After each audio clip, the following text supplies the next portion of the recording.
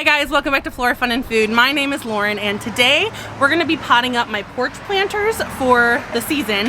Now I kind of went with a purple and silver theme this year. My husband and I went to Suburban Lawn and Garden yesterday and got all kinds of gorgeous plants. So I'm going to take you through kind of my thought process while I kind of figure out the placement of everything, kind of what I think looks good, and as always, send your tips my way. If I'm doing something completely crazy, let me know, but let's get started. So I just want to kind of take you through what I bought. So I have some gorgeous purpley blue delphinium, some really pretty purple columbine, some woodland phlox, Persian shields. Then I have some, tucked away down here, I have some really pretty dark purple tradescantia. Then in this box I have some dark purple sweet potato vines, some really pretty silver falls, and I don't remember what these are. Irizium Sugar Rush Purple Bicolor. They don't quite match my theme because they do have some yellow on them, but they were so pretty I couldn't say no. I've got some different stuff for a terrarium build later. I have some Dusty Miller. I have white licorice, helichrysum, I have lamb's ears, I have silver strand delta, and then some of this really cool curlicue grass. Let me see what the actual name is. Twisted arrows.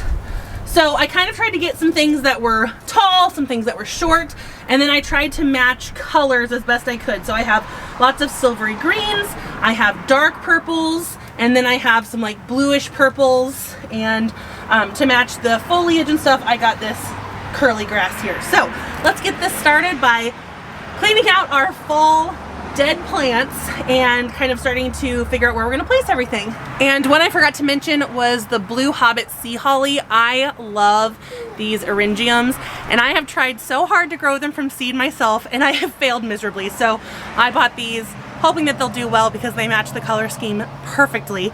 Also, I bought 2 of everything. I don't think I said that, so that I can kind of use, you know, some symmetrical looks because I have 2 sets of porch pots. So found another one I forgot. This is Thumbell Scotch Bluebells. Sorry if you can hear my dog crying. He wants out here really bad. Aren't these so cute?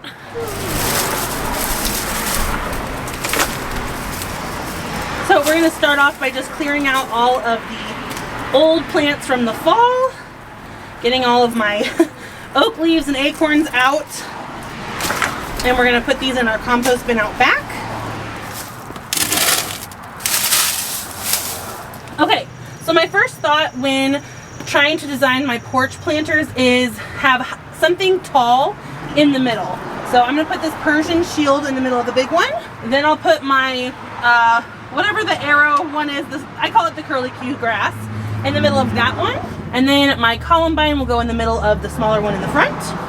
Okay, now this delphinium is short right now, but it will get taller. It can reach up to about 14 inches. So this, I want it to be seen, but I don't want it to block the other things. So we're going to put it in the back middle right here with our curlicue grass. Same thing with my phlox. Now this really kind of only blooms like spring through early summer, but for now it'll be a really pretty color, and then the green will just stick behind later.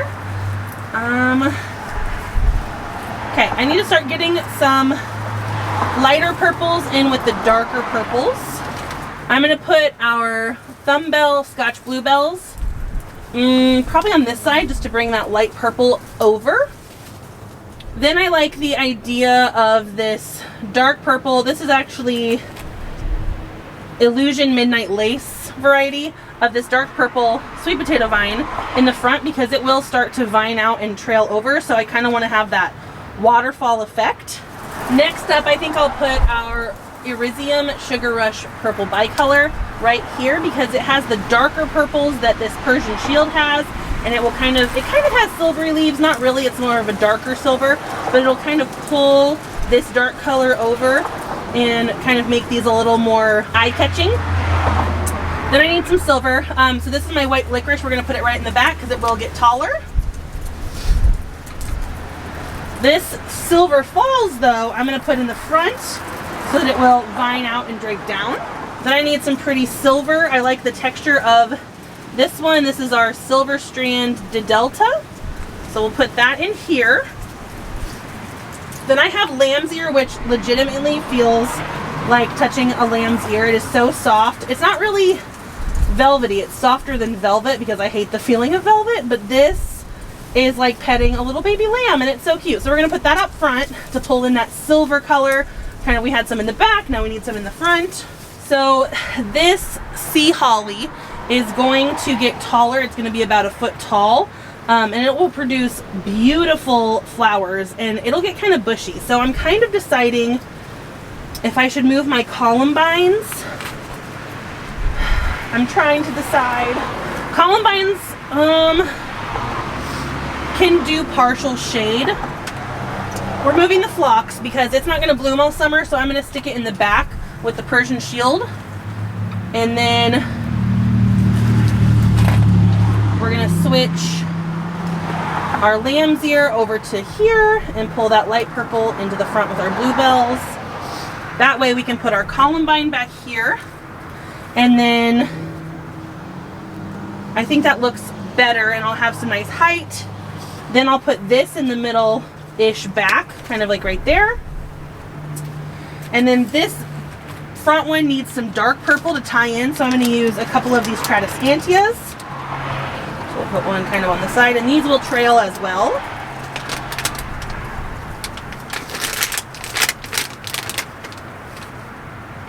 Like that.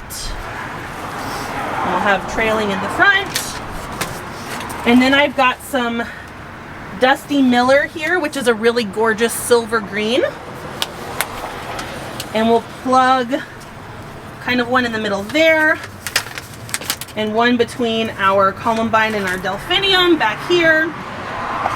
And then finally,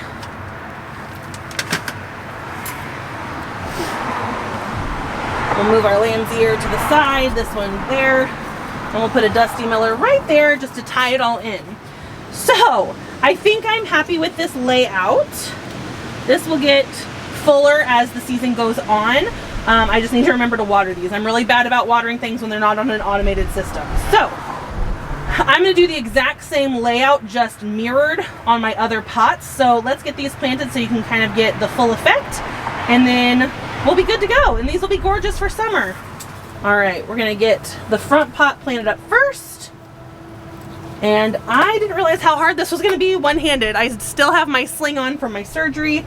I'm only about 3 weeks out, so I have a long way to go, but we'll get this done. So I couldn't find my shovel or my spade, so I'm using this little ice scoop. It'll work perfectly. So we're gonna move some soil here, make sure some stays against the side. And we had a nice heavy rain yesterday, so these pots are really moistened.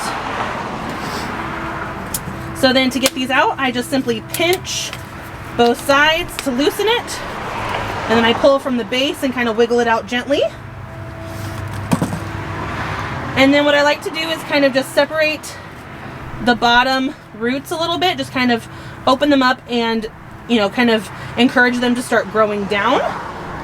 So we'll nestle this right in there and pack some soil around it. Our Tradescantia, we're just gonna dig a hole with our finger, like that. Same thing on the other side.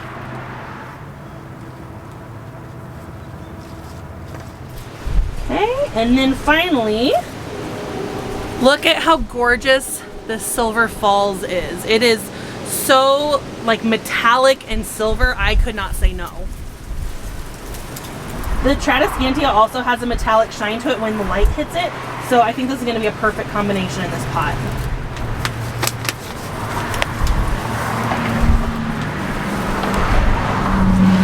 Again, just kind of teasing these roots out at the bottom.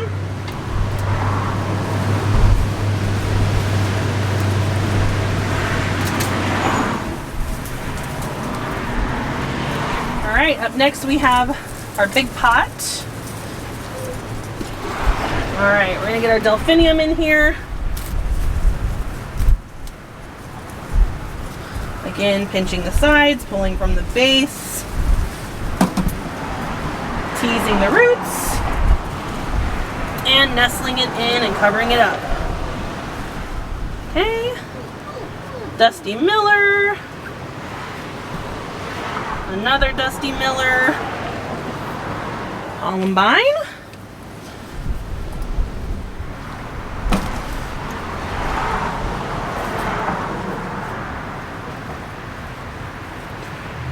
Oop, I got this Dusty Miller a little too far forward. And we'll do our curly grass as our kind of centerpiece here. This one's roots have grown through the bottom, so we're going to just rip those off. It won't hurt anything.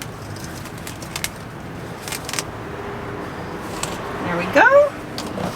And we'll just kind of break them up a little bit because this is really, really root bound. Ooh, very root bound.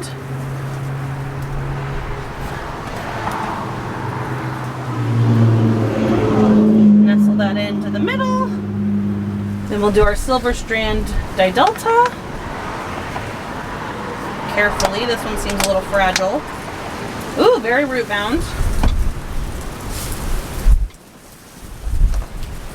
So, tease it apart.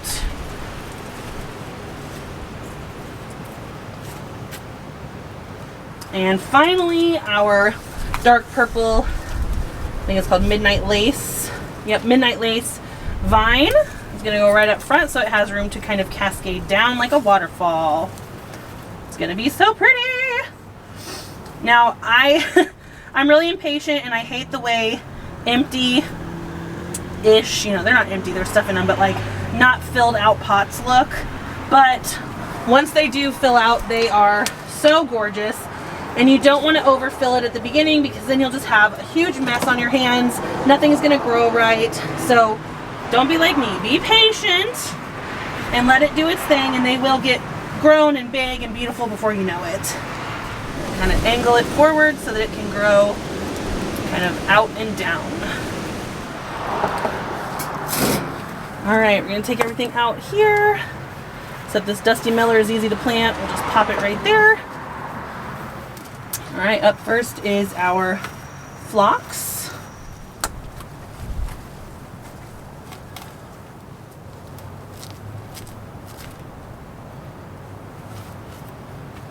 Next up is our white licorice.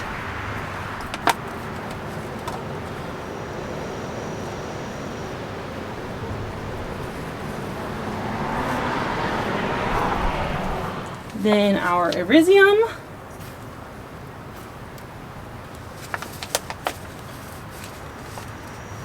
Oh, goodness.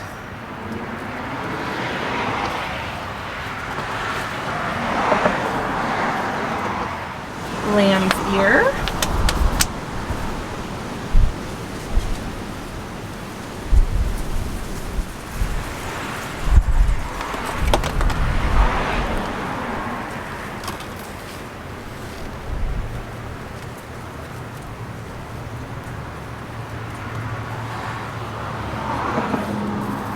All right, next up is our Persian shield, and there's no way I can get this in here with all the soil, so I'm going to need to take some soil out. So we'll set this to the side for now.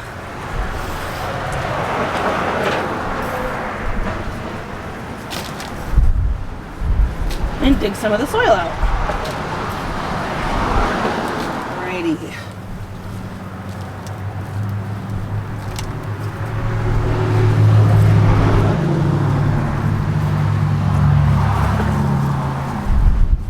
And then finally in the front, we'll do our Scotch bluebells.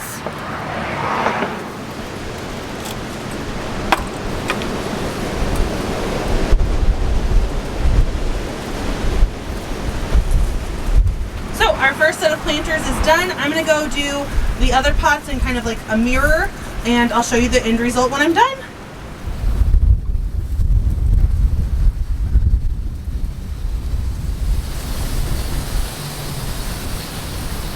Alright, we are done with our porch planters. If you guys enjoyed this video, please give it a thumbs up and head over to my channel to subscribe for more content like this. And I hope to see you guys again very soon. Thanks, guys.